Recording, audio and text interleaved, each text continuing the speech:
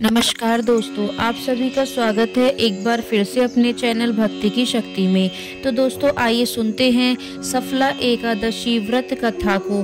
धर्मराज युधिष्ठिर कहने लगे कि हे जनार्दन, मैंने मार्गशीर्ष शुक्ल एकादशी अर्थात मोक्षदा एकादशी का सुविस्तार वर्णन सुना। अब आप कृपा करके मुझे पूष माह के कृष्ण पक्ष की एकादशी के विषय में भी बतलाइए।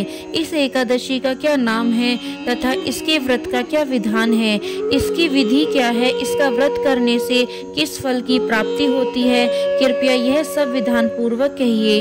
भगवान श्री कृष्ण बोले, पूष माह के कृष्ण पक्ष में आने वाली इस एकादशी को सफला एकादशी कहा जाता है। इस एकादशी के देवता श्री नारायण हैं। विधि पूर्वक इस व्रत को करना चाहिए।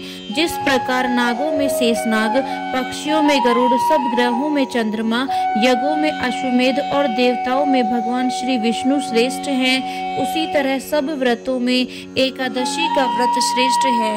जो मनुष्य सदैव एकादशी का व्रत करते हैं वे मुझे परम प्रिय हैं। इसका महात्म्य मैं तुमसे कहता हूँ, ध्यान पूर्वक सुनो।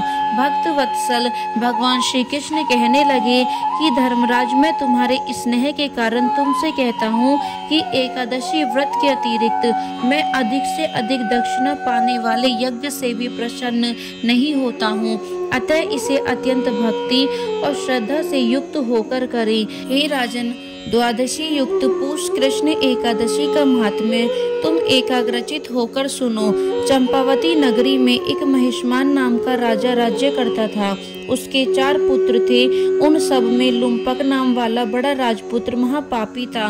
वह पापी सदा पर स्त्री और वैश्य गमन तथा दूसरे बुरे कर्मों में अपने पिता का धन नष्ट किया करता था। सदैव ही देवता, ब्राह्मण, वैष्णवों की निंदा किया करता था। जब राजा को अपने बड़े पुत्र के ऐसे कुकर्मों का पता चला तो उन्होंने उसे अपने राज्य से निकाल दिया। तब वह विचारने लगा कि कहाँ जाऊं, क्या करूं। अंत में उसने चोरी करने का निश्चय किया।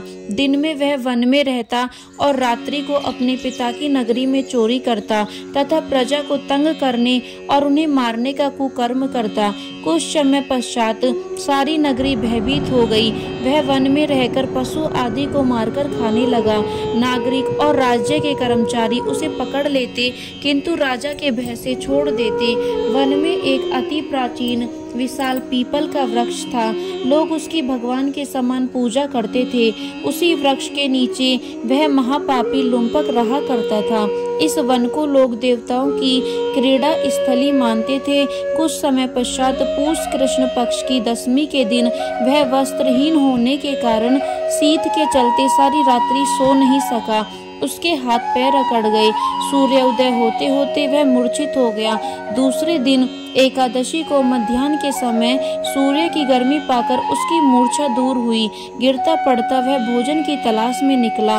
पशुओं को मारने में वह समर्थ नहीं था, अतः पेड़ों के नीचे गिरे हुए फल उठाकर वापस उसी पीपल वृक्ष के नीचे आ गया।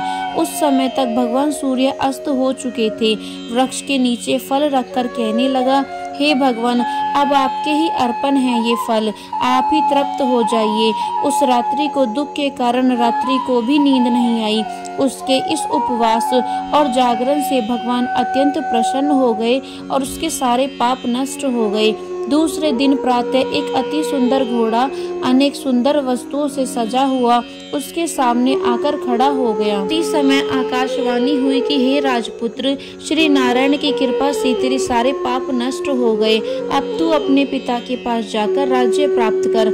ऐसी वाणी सुनकर वह अत्यंत प्रसन्न हुआ और दिव्य वस्त्र धारण कर भगवान आपकी जय हो कहकर अपने पिता के पास गया।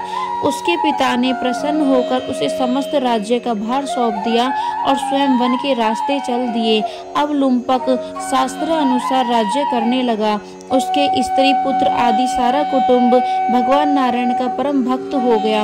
वृद्ध होने पर वह भी अपने पुत्र को राज्य का भार सौंपकर वन में तपस्या करने चला गया और अंत समय में वैकुंठ को प्राप्त हुआ। अतः जो मनुष्य इस परम पवित्र सफला एकादशी का व्रत करते हैं उसे अंत में मुक्ति मिलती है।